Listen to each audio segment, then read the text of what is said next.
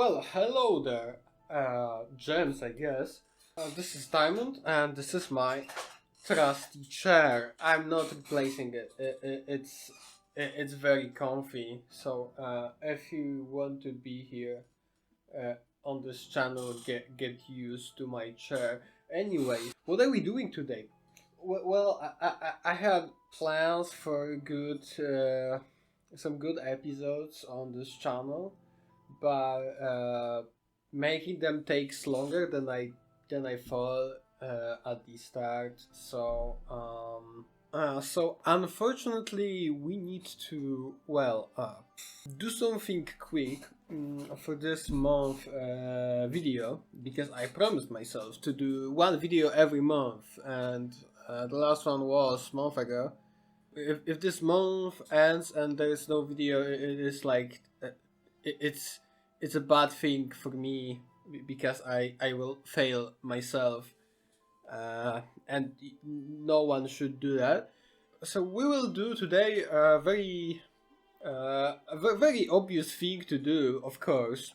In Heads of Iron, we will do A to Z, start a series of A to Z, which is a bad idea for me, but probably you will get some content out of it, so why not? There was a lot of A to Z already, like on YouTube, like from the normal Heads of Iron, so I decided to just do it in some mod, and like, yeah, we are playing Equestria.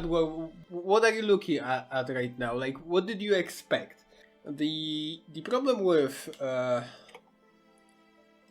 the Equestria mod is that there is a lot of countries, and even though like half of them has a focus tree, like 1/3 of these focus trees are not so good, and there is like the other half of the countries that have like very little, like have just basic focus trees for this mod. So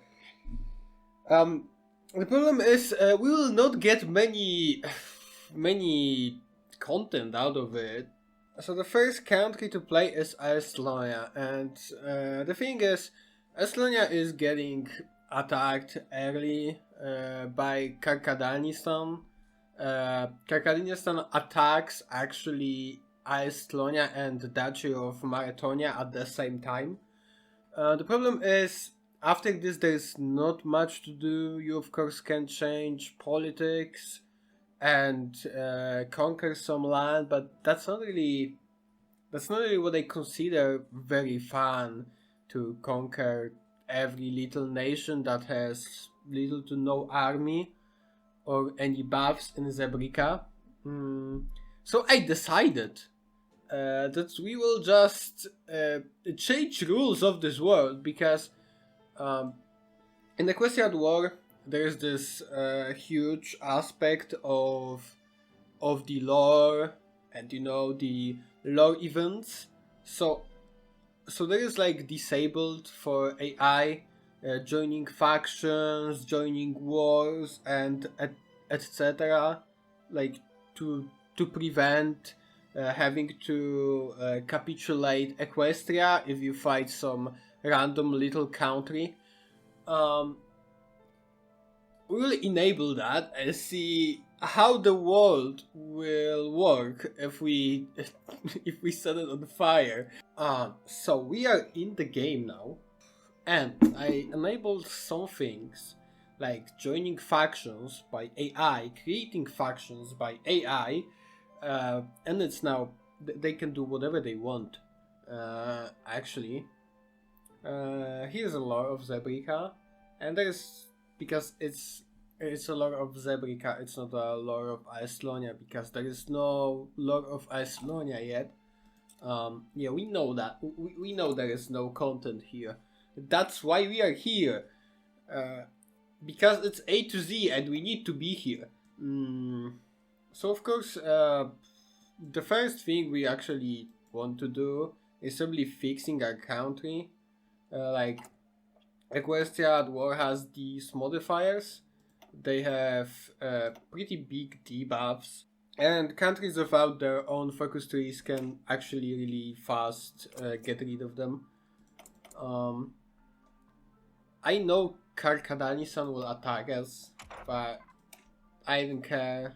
I want my normal research here, you know. We should probably build some... Actually, let me rush magical rifles. I want my magical rifles. I love magic weapons in this mod. Joining factions is actually limited, I guess. Let's see if we can...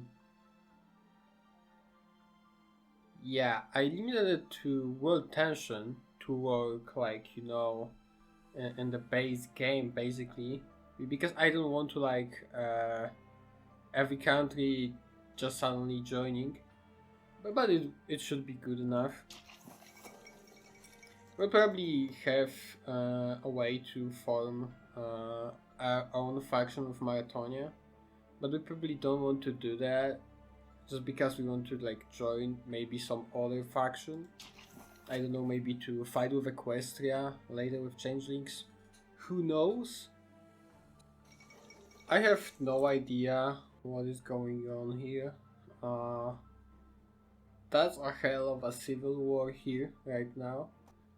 I'm actually wondering if any of these countries that are at war, like early on, if they will be able to join any factions before they end the war.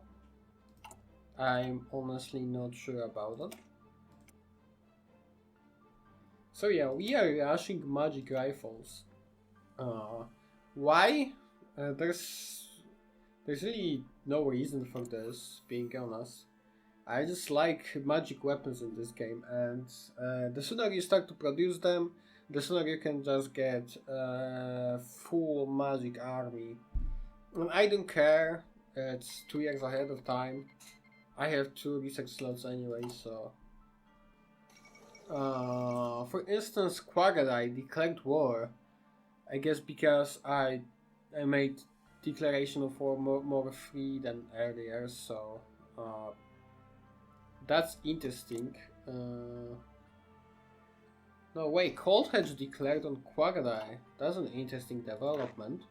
They never do this in a historical, as far as I know. Must be my cursed settings. But I'm not complaining about that. That's actually quite interesting. And we are sprinting for more research slots. Because we actually want at least like 3, I guess. That would be nice. We can actually get trade with Skyfall. There is no really downside to taking this. If Skyfall doesn't accept this, we just get political power back, so... And it's just a nice buff to have. Less consumer goods and more efficiency cap. It's very good to have. Oh wow, Hauckland pulled out a naval invasion. Okay. That's an interesting development. Not gonna lie. So we might see Hauckland in their full power with dragon units. Yeah, they're gonna declare on us. They're declaring on us now. When they declare on Maratonia, that they just declare. Call to arms? Yeah, right. We are guaranteeing each other. I think we should just... why minus 100? Yeah, we accept. Research slot. Guys, research slot. Very important. And I guess we're just gonna start microwing this. I don't think we can really do anything about this right now. There's no one on the border. We can, I guess, get military terrorist and do some things. I just like superior firepower. but the Grand Battle Plan has better army spirits in my opinion. So I'm just many times ending with Grand Battle Plan just because it has better spirits. Yeah. Let's actually stop training our fleet and I guess start mine laying maybe. The funny thing, we don't need to go from the volunteer only because some of these states are our cores for some reason. So it's actually just 3 cores from Karkadanistan when we fight them. They can't really man the front, as you can see, especially if we delete their units because AI can't macro. So there's not really much fun, as you can see here. Like, there's not really any lore, there's no any interesting stuff going on, no big wars or anything. It is just beating up some pure souls here. Magic rifles, let's go, we're finally there. Let's get radio then and switch our production from guns to magic rifles. Everything on magic rifles. I ended up never using them. I love magic rifles. Damn, magic rifles are so good. Damn, I love them. Great. So guys, we did it. We capitulated Karkadanistan. And a fun fact, there's core state for us here, some good states, and they are these states. And Dutch of Estonia has some other states, but I only like puppeting things. So anyways, we just take everything. So we are after the, well, peace deal.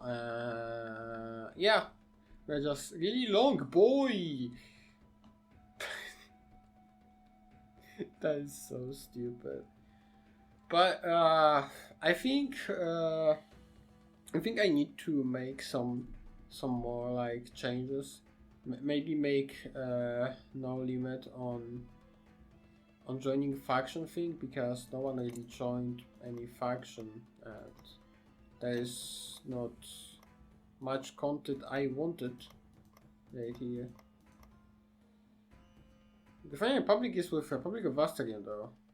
Huh, that's interesting. What is this faction called? Conqueror of 3 nations. Okay. Well, I can only join Equestria, and there's not really much more things to do in this mod here. No one will attack us as Aestlonia if we beat the Karkadanistan, at least not in the current version of the game. The game really didn't play it as interesting as I thought it would, even though I changed a lot of settings. So I guess this will be all for today. Zyda really did very good as a little silly pony in the south, in the coldest south region of the world. I mean, close to the coldest south region of the world. We have no power, but we are still on volunteers only, so we got more cores, we took some Maritonia cores, we took all of the Karkadanistan for ourselves. It is really good enough, I guess. but well, there's not really much to do. So